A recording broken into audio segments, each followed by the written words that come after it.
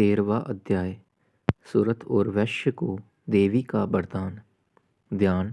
जो उदय काल के सूर्यमंडल की सी भांति धारण करने वाली हैं, जिनके 4 भुजाएं और 3 नेत्र हैं, तथा जो अपने हाथों में पाश, अंकुश, वर एवं अभय की मुद्रा धारण किए रहती हैं, उन शिवा देवी का मैं ध्यान करता हूँ।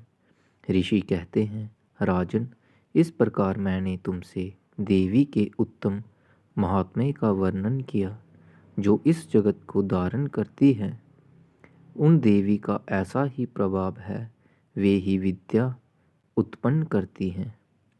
भगवान विष्णु की माया स्वरूपा उन भगवती के द्वारा ही तुम ये वैश्य तथा अन्यान्य विवेकी जन मोहित होते हैं, मोहित हुए हैं तथा आगे भी मोहित होंगे।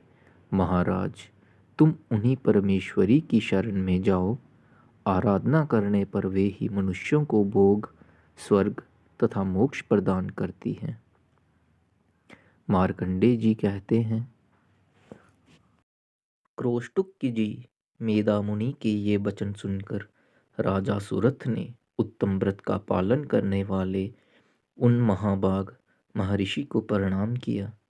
वे अत्यंत ममता और राजा पहरण से बहुत खिन्न हो चुके थे। महामुने इसलिए विरक्त होकर वे राजा तथा वैश्य तत्काल तपस्या को चले गए और वे जगदम्बा के दर्शन के लिए नदी के तट पर रहकर तपस्या करने लगे। वे वैश्य उत्तम देवी सूक्त का जप करते हुए तपस्या में प्रवृत्त हुए। वे दोनों नदी के तट पर देवी की मिट्टी की मूर्ति बनाकर पुष्प, धूप और हवन आदि के द्वारा उनकी आराधना करने लगे।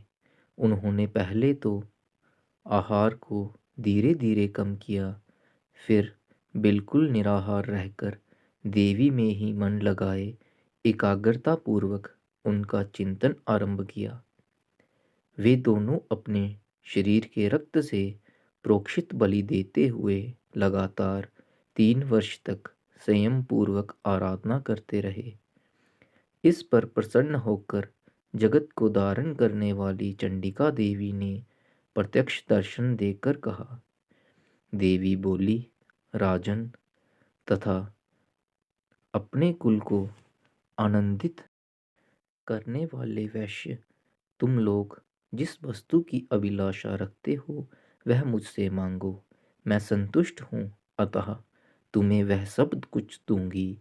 मार्कंडेय जी कहते हैं, तब राजा ने दूसरे जन्म में नष्ट न होने वाला राज्य मांगा तथा इस जन्म में भी शत्रुओं की सेना को बलपूर्वक नष्ट करके पुनः अपना राज्य प्राप्त कर लेने का वरदान मांगा। वैश्य का चित्त संसार की ओर खिन्न एवं विरक्त हो चुका था और वे बड़े बुद्धिमान थे, अतः उस समय उन्होंने तो ममता और अहंता रूप आसक्ति का नाश करने वाला ज्ञान मांगा।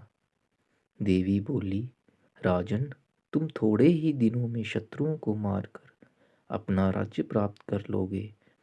अब वहां तुम्हारा राज्य स्थिर रहेगा।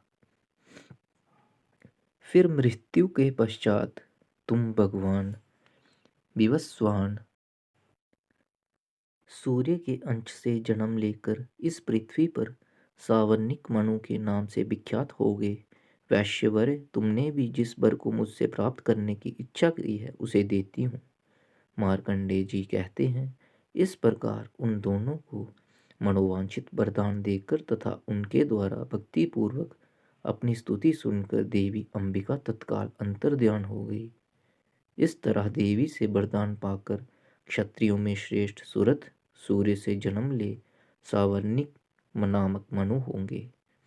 इस प्रकार श्री मार्कंडेय पुराण में सावर्णिक मनवंतर की कथा के अंतर्गत देवी महात्म्य में सुरथ और वैश्य को वरदान नामक 13वां अध्याय पूरा हुआ।